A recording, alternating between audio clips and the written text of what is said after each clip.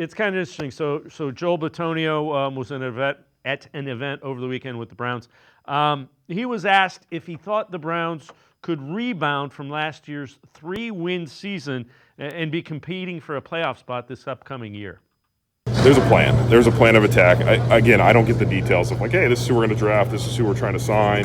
But they have a plan to, attack the offseason and try and get back to a competitive. We went from 11-6 and we didn't lose. Like, it's not that much different of a team. You go from 11-6 to 3-14. You try and work back. You want to get back and compete at that level. We know we're in a tough division. We know we have, the AFC is tough, but I have faith in those guys upstairs with the plan they've told me. And again, I don't know the details, that they're going to be competitive and they're going to, be back at it this next year. So again, Bitonio hasn't announced whether he's going to play another year or retire. That he said he's kind of working through that and let him know before the beginning of the league year in early March.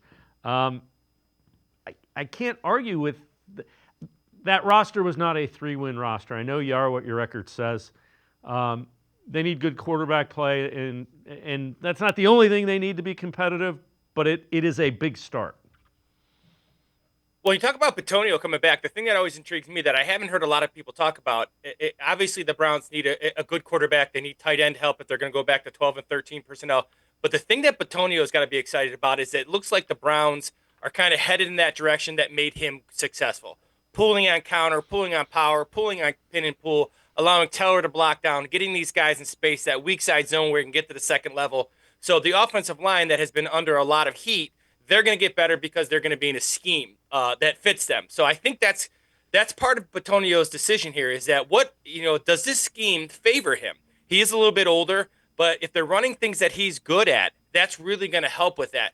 And you're right. You are what your record says you are. But when you look at man for man, they have to have – it tells you the importance of quarterback play. It tells you that you have to have good underneath center play to compete in the NFL because every other position, they're not 3-14. There's no way.